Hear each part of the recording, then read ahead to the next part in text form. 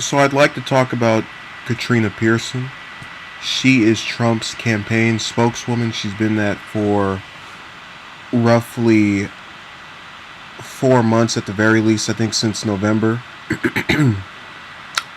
I'm recovering from the flu. I'm fine, I'm fine. Admittedly, I had never heard of her before she assumed that role. And my initial exposure to her was when she came on CNN wearing that bracelet of bullets, the bullet bracelet, as I would later call it. So I really had no actual knowledge of her apart from just seeing her that one time. And I guess subsequent appearances that she's had on other networks such as Fox, again CNN. She's very recurrent on CNN. Just if it's not CNN, it's Fox. It's those two just back to back to back. Now, on an issue of substance, which is really what this entire thing is about, I disagree with her on probably. I mean, she's a Trump supporter, so I'm sure she agrees with him on most things, if not all. And I've made it clear I'm socially liberal. So far left, I could never get supported, that kind of thing going on. And really, there's no place she and I would see eye to eye. That has been established. So one would beg to question, why are you talking about this person? You apparently disagree with them. You don't like them. Well, disagreeing with someone doesn't mean you dislike them. And in kind of going and looking up her story of being born to a 15-year-old mother who wanted to give her up for adoption but then changed her mind, and really thinking about the similarities that's had to multiple stories I've heard of other people's situations with their parents having them in their early adulthood. My mother was 22 years old when I was born. My father was 21. So the situation was a little bit different, but those aren't ideal ages to where people usually are financially stable. And part of what really interested me about her case, even though admittedly that's all I know really about that situation, just because it's not something she frequently speaks about. She was arrested for shoplifting at one point.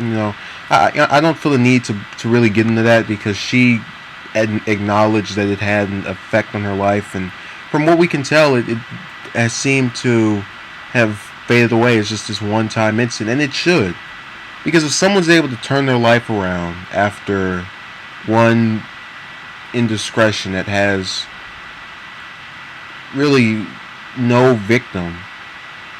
It's not as if she went up in there and held everybody down at gunpoint. So I think it's something it's definitely a thing I'm willing to look past. Only because it's you have to acknowledge a person's life in full for a full evaluation or a complete evaluation of who they were and how you would rank them within your mind. So she's made comments about, if I remember correctly, a Twitter post must have been 2 months ago, that she stated something to the effect of Romney's father was born in Mexico, Obama's father was born in Africa. Are there any purebreds left, or something to that effect?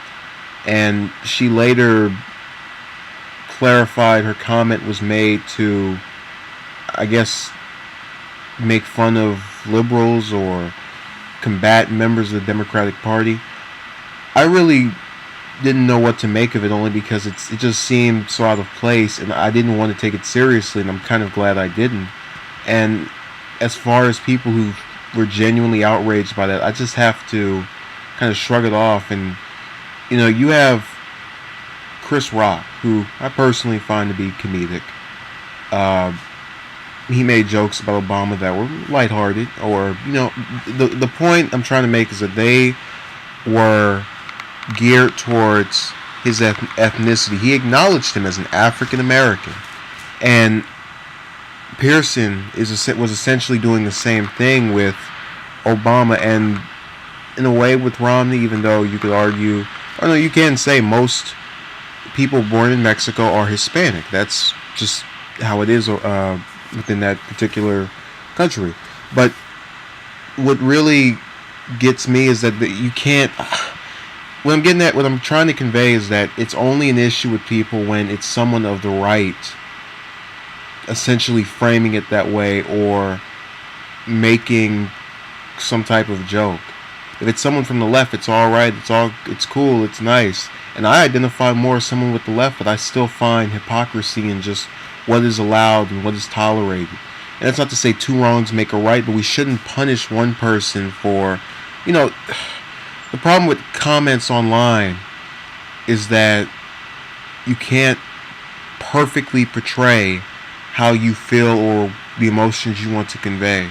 So you'll always have someone who doubts or someone who reads it and becomes belligerent because they actually think you mean that or you're convincing them of some negative intent. The point I'm making is you can't always dictate how people interpret your comments, especially if they're written. And I really believe that her comments were made from a good place. It's the optimist in me who wants to, give her the benefit of the doubt and not assail her over that. And I just mentioned before, different opinions, stark contrast. But I don't see her as a bad person. I disagree with these policies, and I'm planning on making a video discussing why people need to get over this just demonizing they have of those who don't have their views. That's something I intend to put out later on this week. And again, it befuddles me that this is really someone that can potentially be a role model for people that might even go to the left. She is an African American woman, also Caucasian, but nonetheless African American, just kind of going into her ancestry, who ran for office, who has become a spokeswoman for a very successful campaign, or so it seems, and really has started a career that is not in any way anything to make fun of or should be looked down upon or frowned upon. And I just can't conceive a world where we're going to allow this type of just disgusting characterization of her to continue. And it's something I really can't wrap my mind around. People make comments I don't like all of the time, I don't agree with, but that's no reason to call someone ignorant or stupid or an idiot or anything of that nature. This is a person who graduated from college, has had these accomplishments. She's not stupid. And that's another thing. People will always try to say, if they disagree with you, they will spend 2 seconds before deciding they're going to insult your intelligence, and it doesn't work for her. That's not to say everyone who graduates from college is bright or smart or even just intelligent, but she has the basic requirements of what it takes to be successful. And in a society where we have people of minority who are not doing well in all communities, some more than others, but in general doing poorly, I think she's an excellent person for someone to look up to, be they Democrat or Republican. And it's really something that's a message we need to convey more. And I say that as someone from the left, so that is a significant comment. Thank you for watching. Have a good day.